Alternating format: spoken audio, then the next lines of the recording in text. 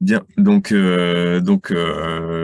je vais vous parler un petit peu d'agronomie des territoires et du lien avec les méthodes de conception. Donc en fait, ça va reprendre pas mal d'éléments qui étaient présentés dans les fiches méthodes, et puis quelques réflexions un petit peu parallèles sur finalement d'où ça vient de s'intéresser au territoire en agronomie, qu'est-ce que ça implique, et puis comment est-ce qu'on fait son chemin dans ces problématiques de changement d'échelle. Donc d'abord, une première partie sur quelques éléments de contexte sur l'historique des relations entre agronomie et territoire, même si ça va être seulement quelques éléments, hein, c'est pas exhaustif, et c'est pas un travail que j'ai fait vraiment pour être très, très complet sur le sujet, mais quelques éléments auxquels moi j'ai réfléchi. Aussi des éléments actuellement sur comment les enjeux liés au territoire sont pris en charge dans des dispositifs de recherche, comment ça se traduit en méthode et en outils de travail. Et puis quelques illustrations issues de mes propres travaux où ça pourra donner lieu à discussion sur comment est-ce que moi je manipule l'échelle territoire et qu'est-ce que ça implique en termes de recherche en agronomie. Alors l'agronome et le territoire, c'est une histoire qui est assez longue et qui a quand même pas mal évolué depuis les années 70-80. Heu, l'un des grands fondateurs, ou en tout cas des des piliers de ce travail sur le territoire, en fait, il parlait pas de territoire, c'est Jean-Pierre Desfontaines, il parlait beaucoup plus du paysage. Donc dans cette école paysage, lui se définissait comme géo-agronome, entre la géographie et l'agronomie. La dimension physique et biologique du territoire était très, très forte à travers le territoire qu'on percevait, donc le paysage, les structures écologiques, paysagères, et puis tout ce que ça impliquait en termes de dynamique de ressources naturelles et d'évolution, de coévolution entre des pratiques agricoles, des systèmes agricoles et des espaces naturels, cultivés ou pas, dans le paysage. Donc il y a plusieurs auteurs, hein, Régis Ambroise sur les aspects vraiment description et caractérisation des paysages, Marc Benoît dans la lignée un petit peu de Jean-Pierre Desfontaines, qui lui a bien incité sur l'importance de prendre en compte les patrons paysagers, donc vraiment ce qu'on observe dans le paysage, les formats, mais aussi les ressources naturelles et en interaction avec les pratiques culturales. Donc une école paysage très orientée sur l'aspect visuel, incarné et physique du territoire. À côté de ça, il y a eu des travaux sur de l'agronomie système, mais qui se déploie à l'échelle territoire, plutôt à l'échelle de la petite région agricole. Donc par exemple, le diagnostic agronomique régional, qui a été mis en place notamment par Thierry Doré et repris par Christophe David, et je crois que Marion avait beaucoup travaillé aussi sur ces travaux, donc qui consiste à expliquer les facteurs d'élaboration du rendement à une échelle non plus de la parcelle, mais de petites régions agricoles, en voyant la variabilité spatiale de ces éléments de performance agronomique. Donc on est bien dans de l'agronomie système qui s'intéresse aux interactions entre le milieu, les pratiques et les résultats techniques, mais là, penser cette fois-ci à une échelle géographique bien supérieure à celle de la parcelle. Et puis, on parle d'agronomie, donc on parle forcément de Michel Sébillotte, qui lui a beaucoup réfléchi sur la fin de sa carrière, aux 3 métiers de l'agronome, donc celui de la parcelle, celui de l'exploitation et celui du territoire. Il a vraiment introduit cette échelle du territoire dans sa perception et dans sa description de l'agronomie, à travers la dimension spatiale des problèmes agronomiques que l'agronome peut rencontrer, mais aussi à travers la dimension sociale. Donc il parle du territoire d'une communauté humaine où finalement viennent s'inviter du coup d'autres débats, d'autres disciplines, d'autres angles d'approche, donc qui invitent à la transdisciplinarité. pourra discuter si on a été, jusque-là en agronomie des territoires, sur de la transdisciplinarité, mais en tout cas, la question du pluridisciplinaire est vraiment posée. Et c'est aussi une manière, de travailler à l'échelle du territoire, de s'impliquer dans des problèmes de développement, donc d'être, dans des postures de recherche différentes de celles, un peu plus classiques de l'analyse, à l'échelle de la parcelle.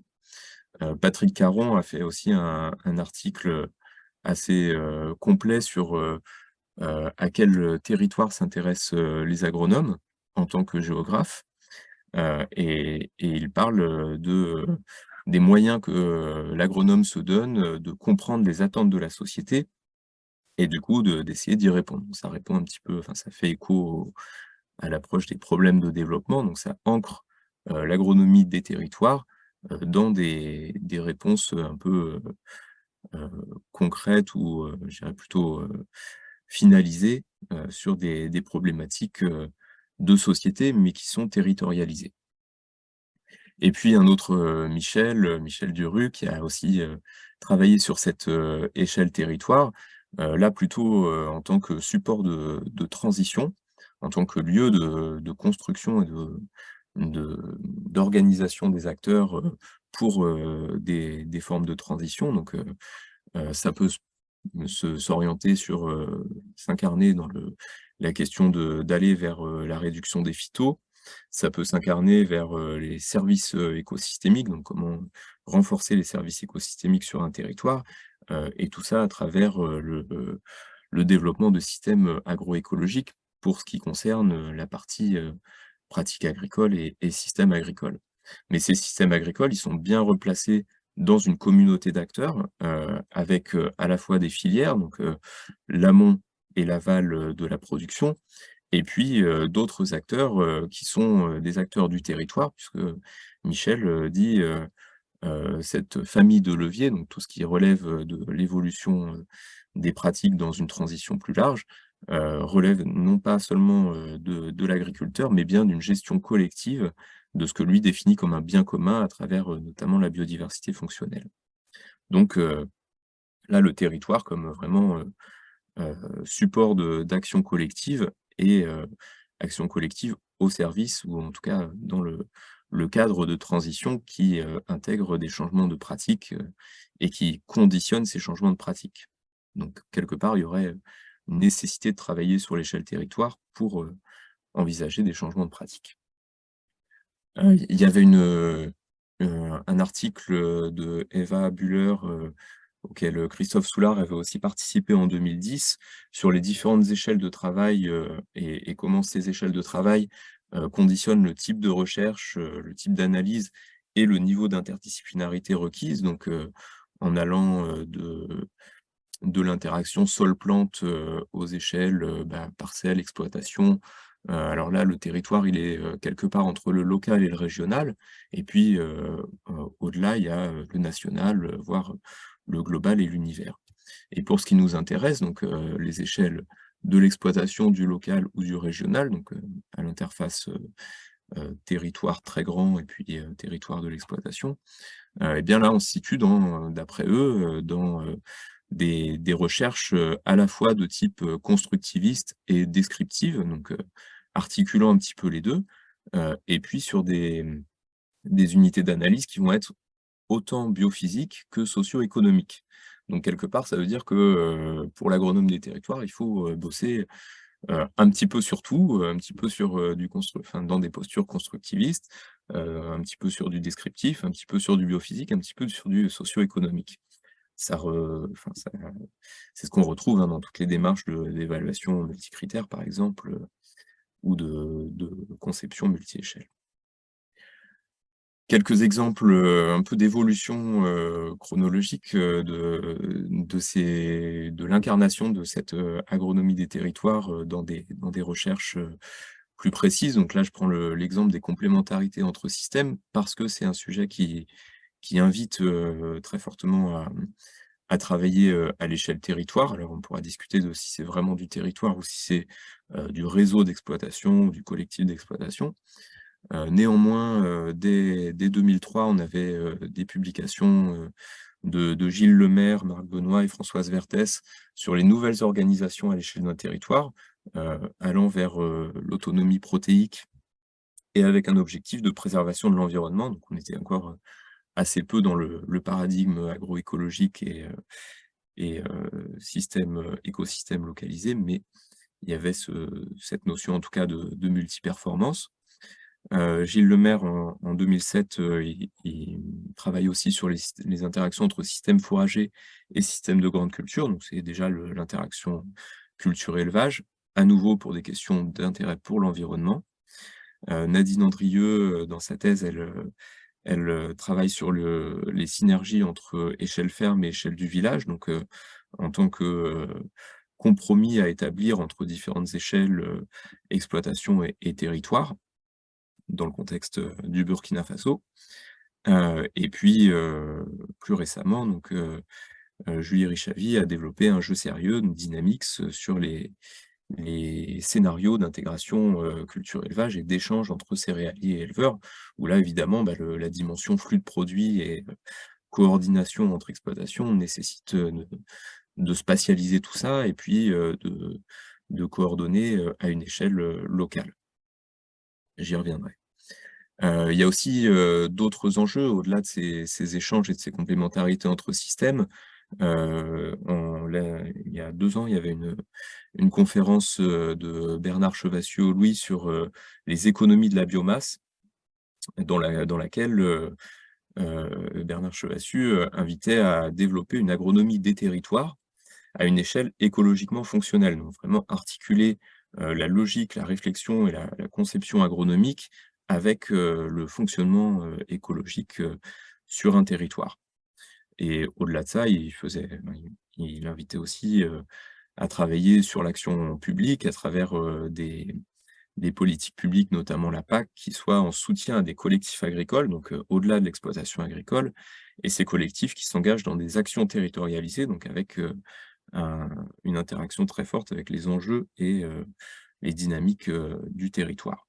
Donc vraiment un peu à décadrer et dépasser les frontières de l'exploitation, que ce soit, sur des enjeux techniques, sur des enjeux écologiques et sur des enjeux de développement local.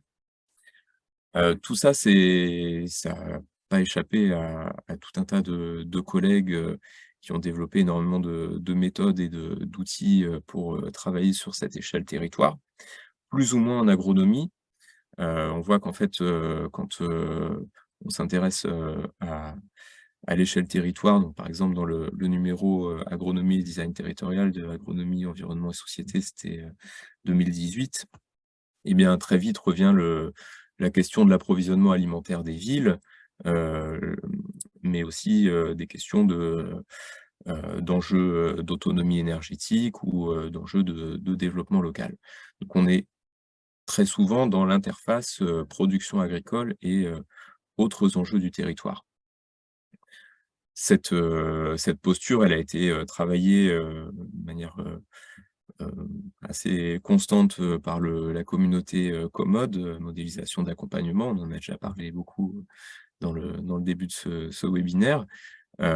Pour Commode, le territoire, c'est avant tout un système socio-écologique, donc avec, des ressources, naturelles, des dynamiques écologiques et socio-économiques, donc des acteurs. C'est le fameux schéma Hardy, donc acteurs, ressources, dynamiques et interactions. Et leur approche du territoire, c'est, bah, de mettre à plat et modéliser ces interactions pour, pouvoir, concevoir et faire évoluer, les méthodes de gestion, en multi-acteurs, et en concertation. Donc autour notamment des outils, type, jeux sérieux et jeux de rôle. Dans le projet Tatabox, dont on a également parlé, dans le début du webinaire, il y avait aussi cette dimension, modélisation, notamment, hydrologique en lien avec les pratiques agricoles et puis, une ouverture au territoire donc qui est, formalisée là dans l'outil, Rich Picture donc heu, représenter, visuellement la diversité des systèmes, des acteurs et des dynamiques, sur le territoire, dans lequel on retrouve, bah, les ressources naturelles avec l'eau, l'agriculture avec les pratiques et les systèmes de production dans leur diversité, et puis les acteurs du territoire avec, les collectivités territoriales, les filières avec les circuits de commercialisation. Tout ça est représenté et intégré, et l'agronomie et les pratiques agricoles sont une partie du système du territoire. Il y a d'autres approches, un peu plus peut-être plus fonctionnelles, peut-être, plus ancrées aussi dans une, un paradigme, économique.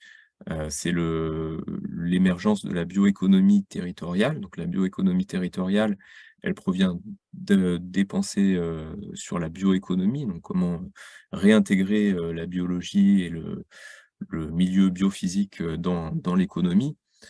Par exemple, en 2019, il y avait un gala du réseau Recherche sur l'innovation, qui prenait ce thème de la bioéconomie à travers les innovations, les modèles de croissance verte et les modèles de développement. Donc ça en dit quand même beaucoup sur, l'objectif, de cette, bioéconomie.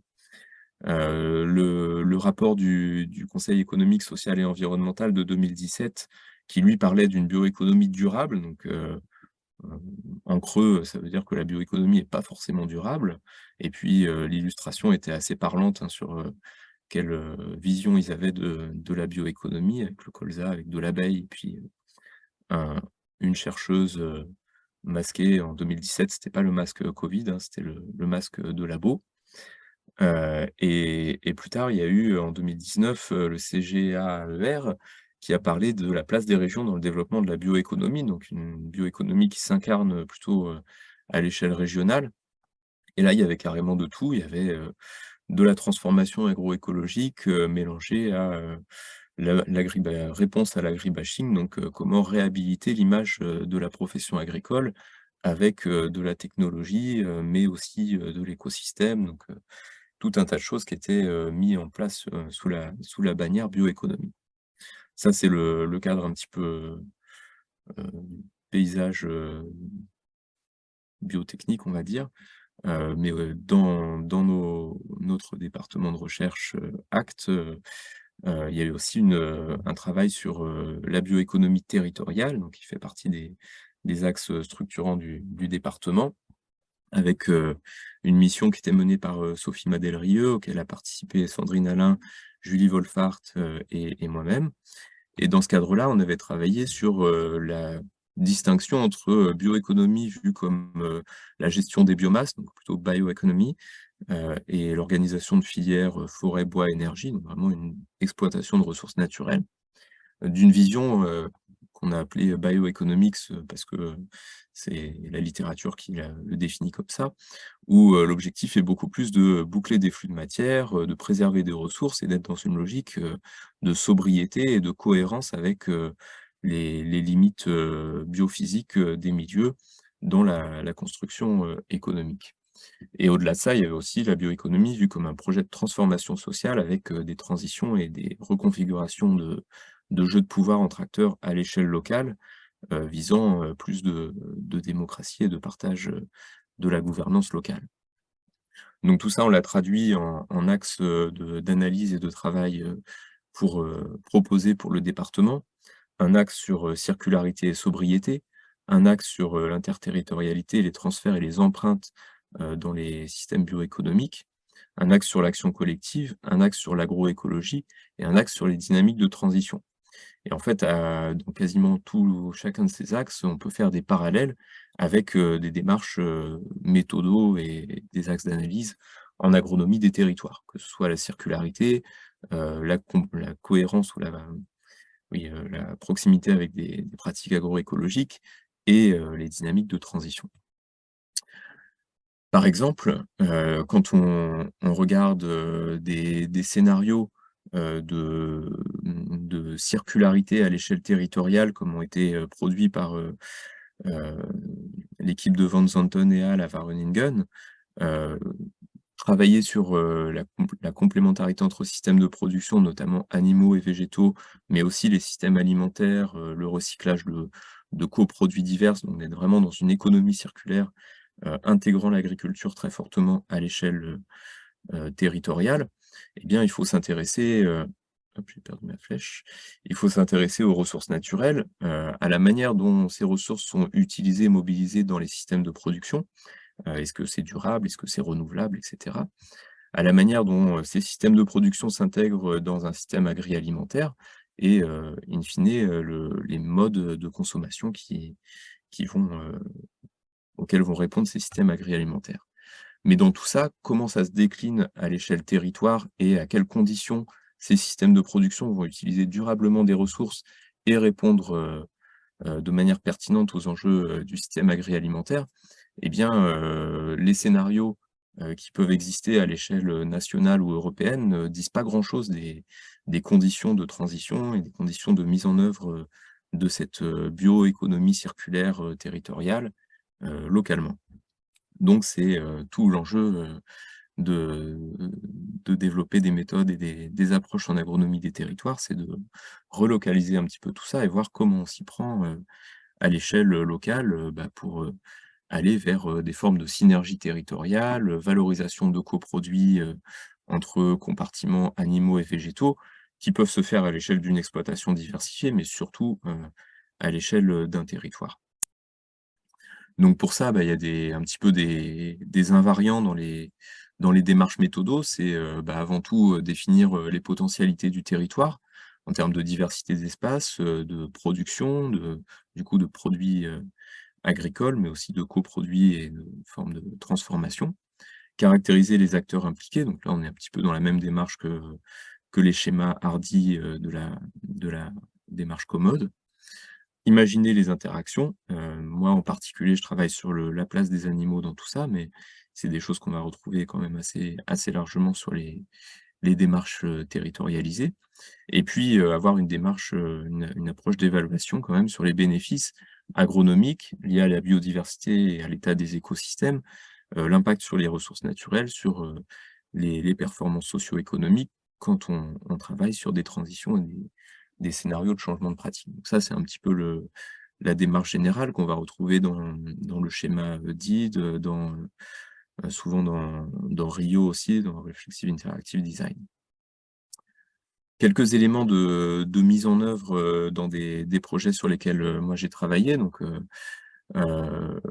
ces projets, ils se distribuent, sur un gradient de posture de recherche qui va vraiment de l'analyse de l'existant à de l'accompagnement, de forme, plutôt innovante, où on cherche à faire de la nouveauté, et à des échelles qui vont de l'exploitation au territoire ou à la filière, en passant par, des collectifs et des territoires plus ou moins localisés. Donc si on reprend, le l'agronomie, de Michel Sébillot, finalement on est, quelque part entre, l'analyse, l'accompagnement, l'exploitation et le territoire. Dans ces approches d'analyse, on va plutôt chercher à observer et à évaluer. Dans les approches d'accompagnement, on va plutôt chercher à concevoir et à outiller, des démarches qui vont, un petit peu plus loin. Et dans ce cas-là, il faut évidemment outiller, de manière, pertinente et réfléchie et puis, adaptée au contexte territorial dans lequel on se situe.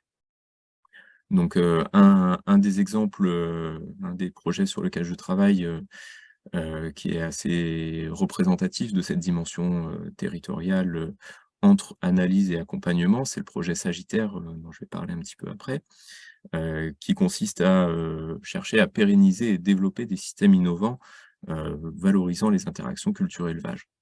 Mais dans le type de projet sur lequel je travaille, il y a des projets qui vont plus vers la montée en échelle. Donc, par exemple, Défi Bio, qui pose la question de la soutenabilité du changement d'échelle, de l'agriculture bio en Occitanie. Un projet Terrae sur, les conditions de réussite, dans les GI2E, les groupements, donc, les collectifs agricoles sur le développement de l'agroécologie. 2 projets qui s'appuient plus sur, caractériser et élaborer des références sur des systèmes innovants, heu, soit en élevage mixte, soit en agroforesterie. Et puis un projet, vraiment sur, l'approche, territoire qui est bicréative, qui se décline, à l'échelle, plus locale dans le collectif, du domaine Mirabeau dont je vais parler également. Donc Travailler à l'échelle territoire, ça veut dire travailler aussi, aux échelles, infra, donc plus basses. Par exemple, en allant, observer et évaluer, des systèmes qui paraissent, innovants et inspirants pour les problématiques de territoire. Qu'est-ce que ça veut dire? Ça veut dire, aller regarder comment ça marche, pourquoi ça marche et dans quelle mesure ça pourrait être, un modèle, crédible, prometteur, pour le territoire. Parce que, certaines fois, on est sur des systèmes qui vont être très innovants, mais très déconnectés des réalités, des autres exploitations, qu'elles soient socio-économiques ou biophysiques. Parce qu'on peut être sur des niches, soit commerciales, soit des niches, écologiques. Donc essayer d'évaluer aussi la dimension générique, des principes de fonctionnement et des pratiques, des systèmes très innovants. Accompagner à l'échelle, du collectif agricole, donc comment, outiller, des démarches, de mise en complémentarité de systèmes. Donc par exemple sur le domaine de Mirabeau qui est, intégré au terrain plein ouest de Montpellier dans Bicréative, où là il y a des objectifs multiples, production agricole, production alimentaire pour le territoire, restauration et reconquête de biodiversité en partenariat avec le Conservatoire d'espaces naturels, d'Occitanie, et puis une viabilité économique puisque ce sont des structures, économiques indépendantes et un enjeu social avec, 2 structures qui font de l'insertion, professionnelle de salariés, éloignés de l'emploi. Donc dans ce cadre-là, alors je passe le détail, mais on a travaillé, avec, une étudiante sur la conception de scénarios de complémentarité entre activités, vignes, élevage, herbivore et granivore, de porcs, et arboriculture et maraîchage. Donc vraiment une large gamme, de systèmes et de pratiques et regarder comment, à l'échelle du domaine déjà, ça pouvait, s'organiser et qu'est-ce que ça impactait sur les pratiques et sur les performances des uns et des autres. Ça, c'est un travail qu'on a fait en 2021 et actuellement on est, toujours, dans le questionnement et l'accompagnement et la remise en cause de plein de pratiques, soit parce que des complémentarités ont été trouvées, mais elles sont pas faciles à maintenir, soit parce que, on l'a imaginé, mais ça ne se met pas en œuvre. On va revenir dessus. Un autre, axe, de travail, c'est, donc le projet Sagittaire, qui là vise, explicitement à travailler des stratégies collectives, pour une agroécologie de territoire. Donc là, on réfléchit, la forme d'agroécologie directement à l'échelle du territoire, à travers des complémentarités et des synergies entre, céréaliers, éleveurs et vignerons dans le territoire du Minervois. Le Minervois, c'est, à cheval entre l'Hérault et l'Aude, donc en Occitanie, au cœur de l'Occitanie, dans sa dimension méditerranéenne et ex-Midi-Pyrénées. C'est un territoire quand même, principalement viticole, avec, l'AOP Minervois qui est assez structurant, surtout, au niveau économique.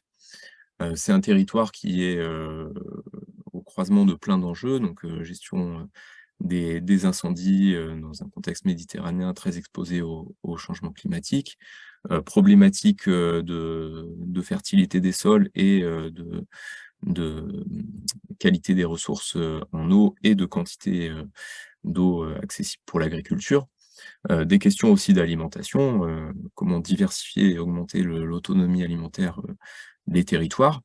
Des questions d'image aussi en viticulture, avec, de plus en plus de remise en cause quand même du modèle, intensif, en viticulture et puis des enjeux de biodiversité très forts, liés aux activités agricoles et aussi à la déprise agricole avec, l'arrachage de vignes qui donne lieu à de l'enfrichement, qui donne lieu à de la fermeture de milieux et donc une perte, de certains habitats favorables à la biodiversité. Au-delà de ça, donc ce territoire assez, exposé à différents enjeux, de durabilité, il y a aussi des innovations techniques et innovations sociales autour de ces complémentarités, céréaliers, éleveurs, vignerons. Par exemple, le pâturage, des interrants viticoles, qu'ils soient semés ou, en enherbement spontané. Mais aussi, des systèmes céréaliers qui se développent en agriculture biologique avec des cultures associées, entre, légumineuses fourragères et céréales, donc luzerne et sainfoin, qui vont être soit fauchées par des éleveurs, soit pâturées par, des troupeaux itinérants sur le territoire. Donc dans cette démarche-là, la posture de recherche et les méthodes qui sont employées, bah, c'est déjà de caractériser les pratiques, caractériser les formes d'interaction entre céréaliers, éleveurs et vignerons, faire l'état des lieux, des ressources à travers, une démarche, de cartographie, mais aussi de d'élaboration de références sur, ces ressources, pour l'élevage. En quoi elles sont, de qualité, quand est-ce qu'elles sont accessibles, donc en termes, de distribution annuelle, dans les saisons. Donc on fait des bilans, offre-demande, par saison et on évalue à partir de ça, des cheptels potentiels sur le territoire, donc la présence animale, en fonction des ressources et en fonction de scénarios climatiques et on décline tout ça en scénario, organisationnel de, bah, finalement, quels, circuits de pâturage peuvent être, développés, sur le territoire, quelles contraintes, des éleveurs, et des vignerons et des céréaliers il faut, prendre compte et comment, tout ça peut être, appuyé par, des outils de représentation donc, spatialisés et intégrant la diversité des ressources. Dans ce cadre-là, on va jusqu'à l'accompagnement, de nouvelles complémentarités, donc à travers des scénarios, de développement des pratiques, d'intégration, céréales, élevage, vigne. Des scénarios qui sont appuyés par, des objets intermédiaires, donc de la carto, mais aussi, du jeu sérieux, adapté de Dynamix et dans des démarches, participatives avec des acteurs du territoire où on essaye d'aller, jusqu'à de la médiation pour, bah, prendre, en charge aussi les aspects de cohabitation et de coexistence entre, des systèmes, qui se diversifient et qui évoluent avec, la réintroduction de l'élevage, et d'autres acteurs et d'autres, utilisations du territoire. C'est aussi le cas, dans le territoire de la plaine ouest de Montpellier, donc là on est, revenu sur, Bicréative, heu, territoire, donc périurbain, aux portes de Montpellier, sur lequel coexistent des enjeux multiples qui vont être assez similaires à ceux que j'ai décrits sur le Minervois. Donc, changement climatique, enjeux de gestion du paysage, en termes d'incendie et de gestion du foncier, biodiversité et puis, préservation des ressources naturelles. Et dans ce territoire, et bien l'objectif dans Bicréatif, c'est de travailler sur, la place relative des systèmes de production. Donc actuellement, c'est beaucoup de viticulture, pas mal de céréales aussi, assez, conventionnelles, mais une partie aussi en agriculture biologique. Pas trop d'élevage, mais et qui est plutôt, relégué aux espaces, pastoraux, donc plutôt marginaux par rapport à la plaine, même s'il y a des systèmes, de pâturage, notamment dans les vignes, un petit peu de maraîchage et des infrastructures, enfin des espaces semi-naturels comme des zones humides et des zones enfrichées. Et dans tout ça, l'objectif, c'est de travailler, sur, la place de l'élevage dans le territoire, de voir dans quelle mesure, on peut trouver des complémentarités pertinentes et durables avec les autres systèmes de production, et dans quelle mesure, ces complémentarités vont permettre d'aller vers, de la réduction de l'usage des pesticides, donc qui est l'objectif, de Bicréative, heu, à la fois à l'intérieur des systèmes de production, donc comment chaque système de production, viticulture, grande culture, maraîchage, peuvent évoluer, mais aussi à l'échelle du territoire, est-ce qu'il va y avoir une recomposition et dans ce cas-là, dans quelle mesure, de la part relative, des systèmes dans le territoire? Donc l'objectif, en termes de démarche, c'est de travailler sur, l'évaluation des bénéfices, mais aussi des limites, de ces différents systèmes qui sont présents, sur le territoire et d'identifier, dans quelle mesure, il peut y avoir une reconception interne au système de production ou à l'échelle du territoire par la répartition et la spatialisation de nouveaux systèmes de production pour atteindre un territoire équilibré et durable à terme. Quelques éléments de conclusion parce que, déjà beaucoup parlé. Donc l'agronomie, des territoires, donc j'ai donné seulement, une illustration, hein, vue de ma fenêtre, hein.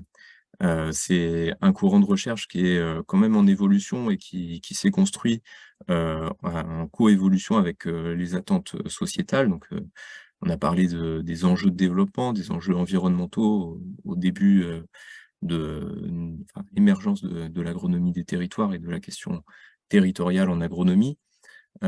C'est un sujet qui était, repris dans une conférence et dans des travaux, de Bruno Latour, sur la fin de sa carrière, autour de, finalement la place du territoire, dans un contexte d'anthropocène. Comment, les territoires, se superposent, sont interconnectés et déséquilibrent quelque part la capacité de résilience, au niveau local.